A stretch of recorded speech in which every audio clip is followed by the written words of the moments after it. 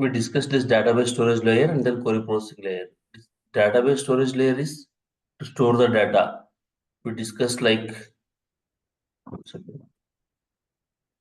the data will be stored.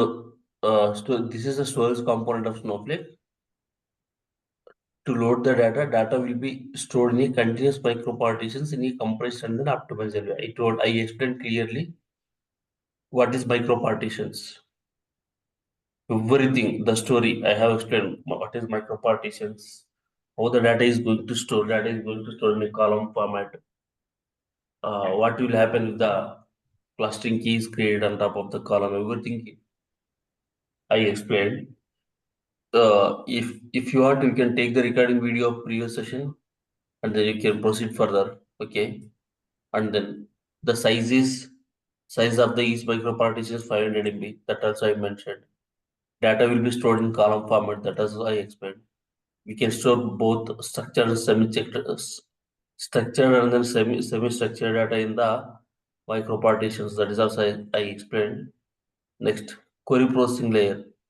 So this is the hardware resource to the Snowflake. This is the hardware resource to Snowflake. To load the data, to process the data, to process the IO requests, hardware resources are required. Virtual compute warehouse, which is the hardware resource. Yes or no, guys? We discussed, right? Yes. I explained. Virtual compute warehouse, Yes. which is a hardware resource. Which is a hardware resource. Yes or no? Yes. Yeah. So you can create the multiple warehouse in a Snowflake based on the requirement. I told that we can create the multiple virtual compute warehouses and then allocate to the each project, and we can make it as a independent to the each project. Nothing but hardware resources will not share to the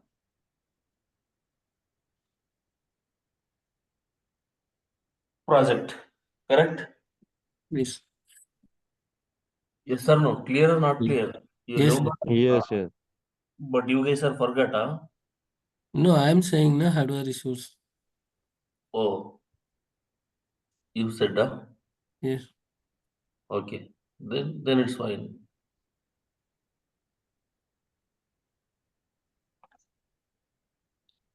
Sure. So in previous session we have discussed cloud service layer, query processing layer. Guys, I will be back 1 second. 1 minute, I will be back. Can you wait 1 or 2 minutes? Yes. Yeah, Yes. I will be back.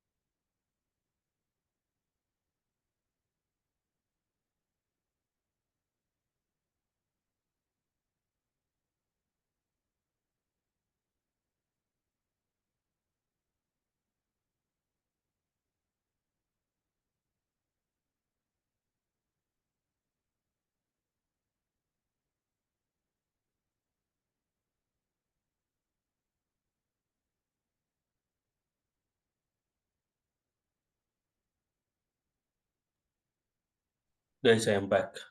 So, you guys are clear, right? Who is attended in the previous session? Uh, so on both the storage layer and then query processing layer. Yes. Clear? Are you Yes. doubt? No, no. So who is not part of the last session? Just I am Yes. requesting to go through the previous videos, previous recording videos to understand whatever we have discussed so far.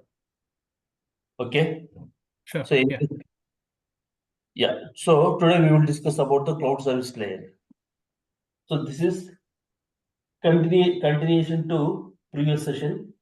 In previous session, we have started the Snowflake architecture.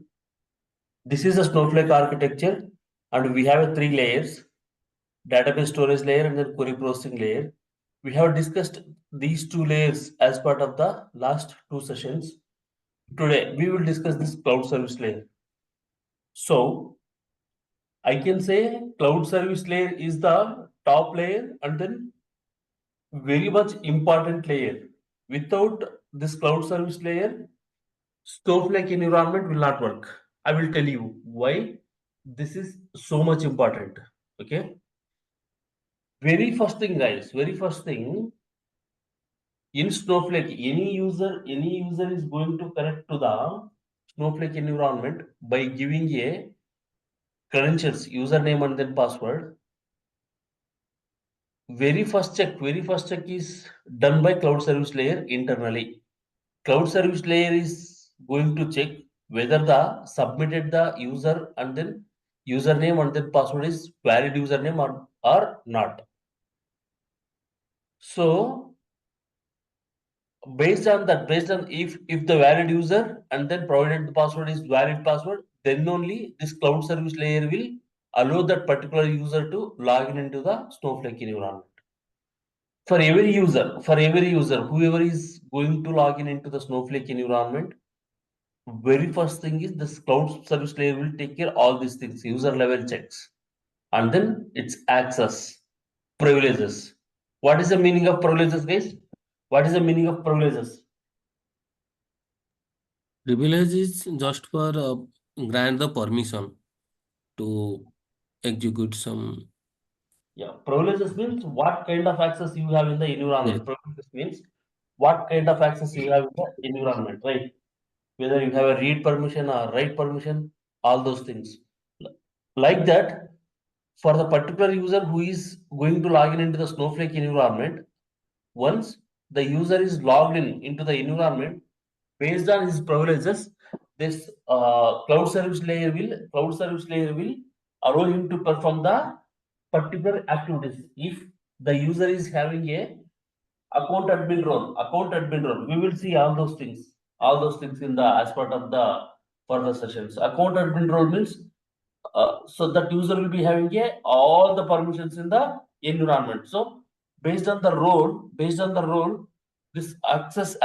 this cloud service layer will provide the or allow the to perform all the activities. So that is one of the important role of this cloud service layer.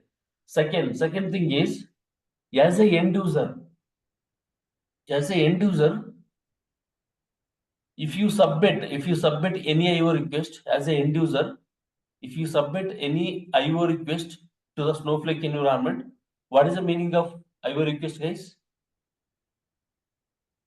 Read write. Input output. Input and then output request. Input and output request means input. You are submitting a input request. Nothing but you are submitting your query. Your query to the you are submitting your query to the Snowflake environment. Your query to the Snowflake environment. One second. And then your query to the Snowflake environment to read the data or to bring the result from the Snowflake environment. And Snowflake will return you output request. That is a result data. That is IO request. Okay. As a end user, if you submit any IO request to the Snowflake environment, the very first thing is cloud service layer will accept the IO request. This is the first topmost layer. That's what. As a end user, if you submit the IO request, this cloud service layer will request the IO request. and the whole responsible of IO request. This cloud service will layer handle the IO request end to end. It will accept the input request from the end user and it will submit the output request to the end user. End to end responsibility of that IO request is cloud service layer will take care everything. I will tell you what it will do. It will accept the IO request from the end user. Very first thing is everything is cross verified by the cloud service layer only. Everything is that request, submitted request, that select statement, that query is properly optimizer. It will check the syntactical errors. It will check the syntax, everything, whether the mentioned objects are available or everything. It will check cloud service layer only. If the submitted input request is valid, then only it will pass to the next level to bring the data. What will happen? It will cross verify everything. This cloud service layer will cross verify everything. If everything is fine, nothing but that submitted query is fine, the mentioned objects are available, syntactically the query is correct. If everything goes well, then the cloud service will pass that request to the next level. What will happen next level? It will pass the IO request to the query processing layer. Query processing layer. In this query processing layer, we have a cache memory here. Do you know, guys, what is the meaning of cache memory? Guys, So it cached that, the frequently accessed data, maybe the query plan, the result set. correct. The recently executed queries result will be available in the cache memory. So whenever the end user is submitted the IO request, this cloud service will layer send the request to the query processing layer. That query processing layer will check the result in the cache memory, whether the suitable result is available in the cache memory or not. If the suitable result available, the suitable result is available for that particular query, then this cache memory is give the result, and then that this query processing layer will submit the output request to the cloud service layer, and this cloud service layer will submit the request to the end user. What if the result is not available in the cache memory? What if the result is not available in the cache memory? Obviously, where is the data is available in the Snowflake, guys? Which layer? Database storage layer. Here, the database storage layer. Here, actual data is available. Physical data is available. So the cloud service layer, query processing layer will pass the input output request to the database storage layer where the actual data is available, and then it will bring the data from database storage layer to the cloud service layer. This cloud service layer will return the output request to the end user. So this is the second responsibility. And third responsibility. Okay, so we discussed last time metadata tables in database storage layer. The micropartition information will be stored in the somewhere in the metadata tables. So we have a lot many metadata tables. One second, let me open.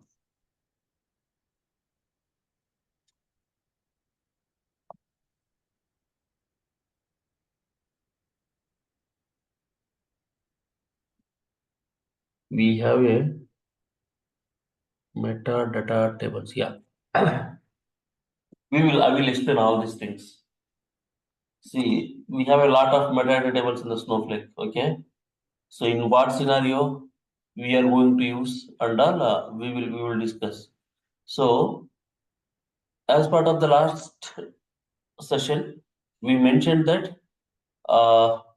whenever the data is going to store in the micro partitions, these micro partitions details will be stored in the metadata table. Guys, have you remembered? I mentioned this point. Yes, yes. Yeah. So this cloud service layer will maintain cloud service will maintain the all the metadata tables. Whatever we have a lot of metadata tables. See here, information schema databases, information schema, schemas, columns, okay, tables, columns, views, etc. So we have a lot of metadata tables. All those metadata tables will be managed by this cloud service layer only. Okay. Second thing is, suppose let's consider as a end user, you are loading a data into the Snowflake environment. Okay. That load process will taken care by cloud service layer only. Until suppose you have initiated the uh, data load request to the Snowflake environment. Nothing but once the data load is completed, then only the data is going to store permanently in the database storage layer. If the data load request is executing in between due to some XYZ reason, the data load request is completed in between, and then request is not completed. So in that scenario, whatever the data already inserted into the tables, automatically it will roll back all the transactions, all the records. If the data load is completely completed successfully, then only all the records will be stored in the database storage layer permanently. So that is the one of the major role will play the cloud service layer. So this is all about the cloud service layer, guys. We discussed how it is important. It will take care of the username and then password. It will take care of the input and output request. It will take care of the metadata tables. It will take care of the data load request. Now tell me, guys, you are clear or not clear? Or you have any gaps to understand what is the meaning of cloud service layer?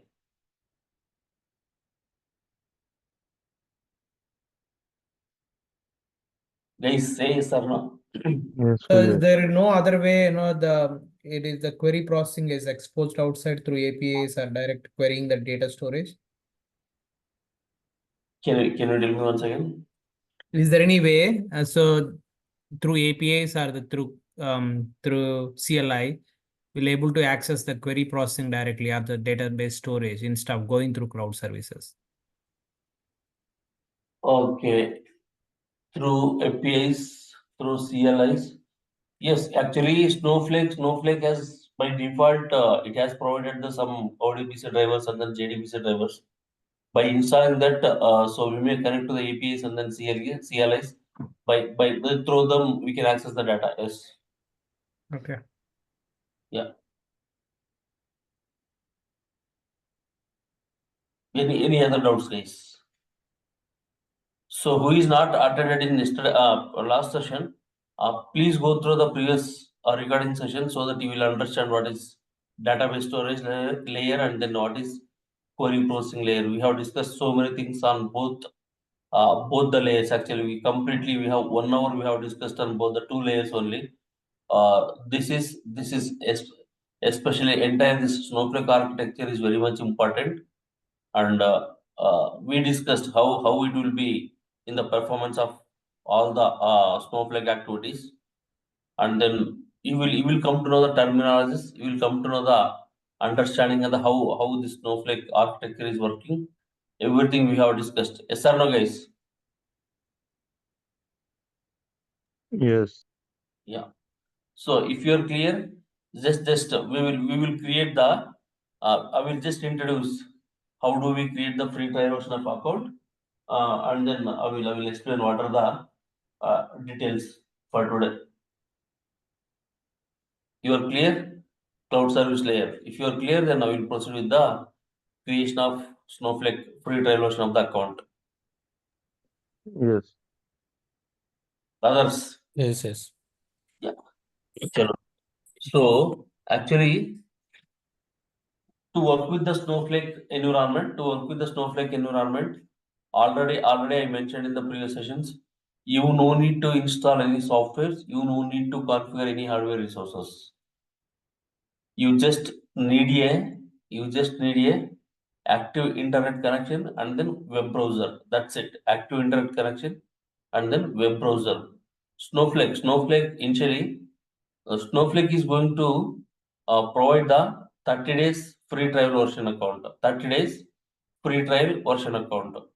So everyone from your end, you can create. I will show you how do we create the free trial version account. Everyone from your end, you can create the one free trial version account, and you require one email ID. That's it. Okay.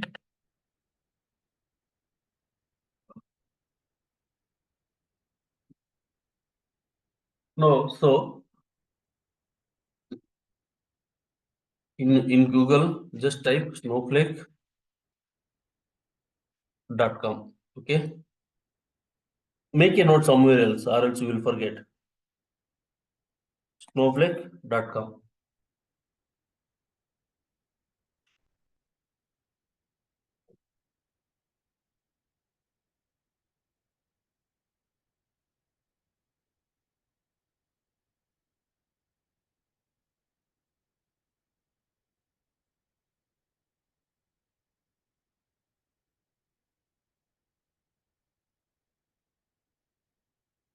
So once you click on the snowflake.com, then you will get this. This is the home page of your Snowflake account. No, Snowflake web page. Okay. Here you have a option start for free. Click on this.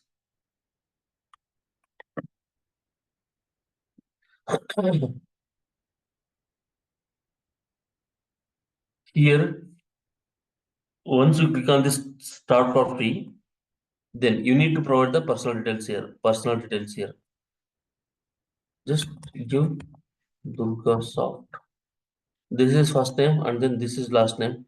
Company name I am going to do DurgaSoft, and then company. What is this? This is email ID. Yeah? Company email. Yeah, I am going to give my email ID. You need to give your email ID because activation link will be sent to the activation link from the Snowflake will be sent to the this account. So this is the company name. Select the role. I am selecting consultant. India. Select the country India. As we are in India, then select this India. Guys, you are making a note somewhere.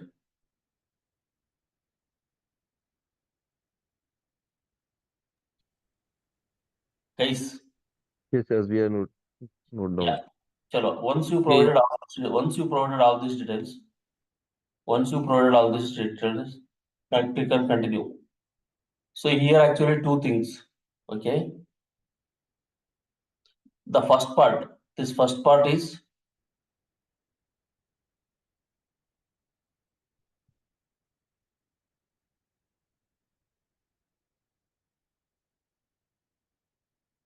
this first part.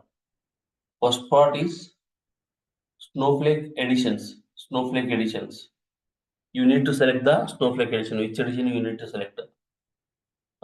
So we will discuss each and every editions in detail actually. So this is the first part. You need to select the edition. In always in projects, we will select the business critical edition. We have standard, we have enterprise, and then business critical. We are going to select the business critical, and then we are working on the business critical edition. Next, second part is cloud provider. This is important. This is the cloud provider. In very initial session, we have discussed Snowflake has built on top of the 3 cloud providers because this. One second, guys.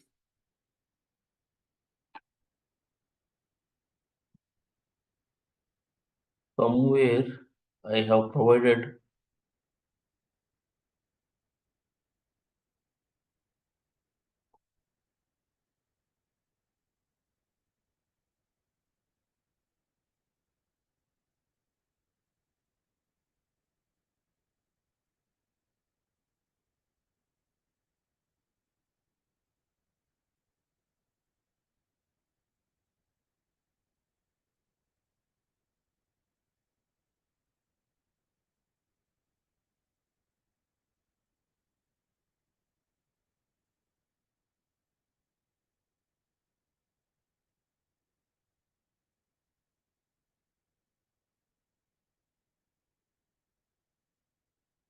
Chalo. That's fine. Yeah. So this Snowflake has built on top of these three cloud products because Snowflake is suppose if you are working on the combination of Snowflake and then suppose AWS. So you are selecting a AWS cloud provider. So now Snowflake has built on top of this AWS cloud provider because Snowflake is using these three cloud providers data centers. Snowflake is not going to maintain the separate data centers to like minimize the cost and then to maintain the separately its own infrastructure. So it is going to use these three cloud providers infrastructure. Now select the AWS cloud provider. If you select this AWS cloud provider, the data is going to store in AWS data center because Snowflake don't have the separate data center. That's why it has built on top of these three cloud providers. I selected the AWS. Now the data is going to store in the AWS cloud data center. Next, click this ACR specific content, that is fine. Click on the get started. So I selected the business critical edition, and then I selected the AWS cloud provider and click on the get started. Okay. Now, so we have multiple options. You can skip all these options. Skip. Click on the skip. Click on the skip. Click on the skip. Now see here. You are now signed up. Now the email has sent, the activation email has sent to this email ID. Now go to that email ID.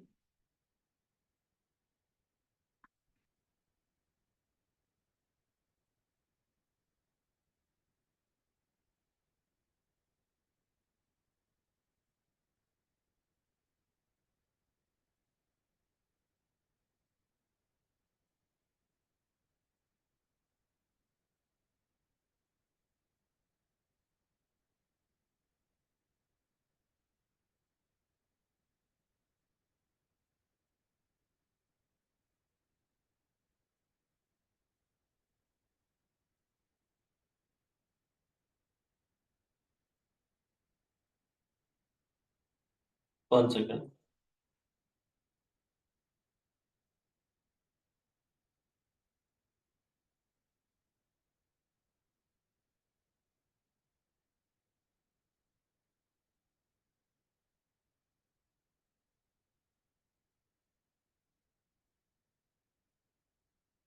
Here we need to get another account. How do we add this another account? Add account.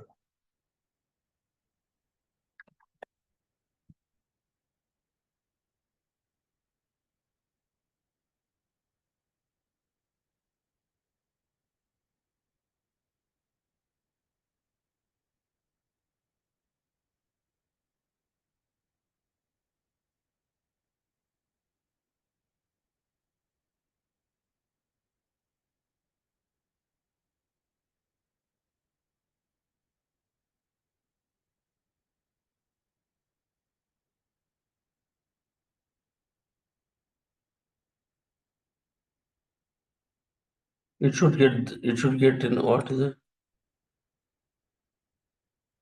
No, I have given the wrong email ID here. Sorry for that. Spelling is wrong here. One second. I have added extra T. That is wrong one. We will do from scratch. Snowflake.com.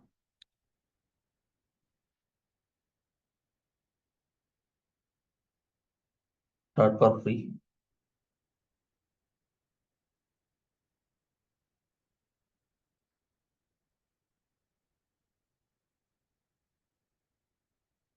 So, yeah.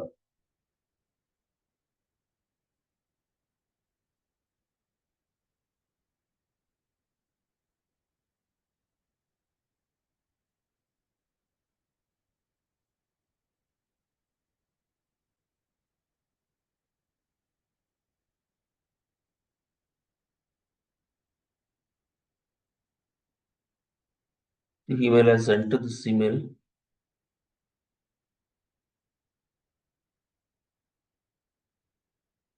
Yeah, see, now we received here.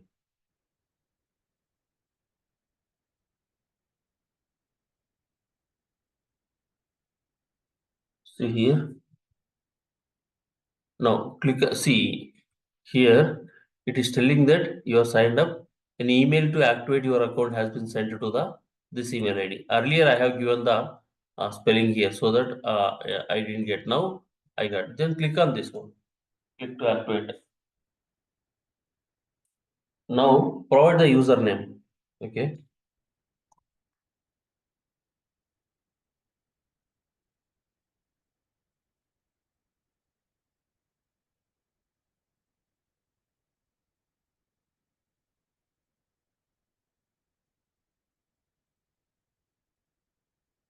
So you need to save this username and then credentials, because daily in future daily you are going to use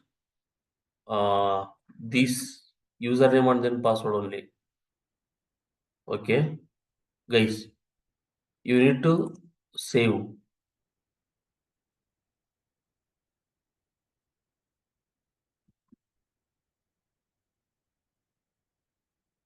I'm going to save. This is my username, and then once you click on this, get started. So so this is the URL of your account. URL of your account, and then daily you are going to use whenever you create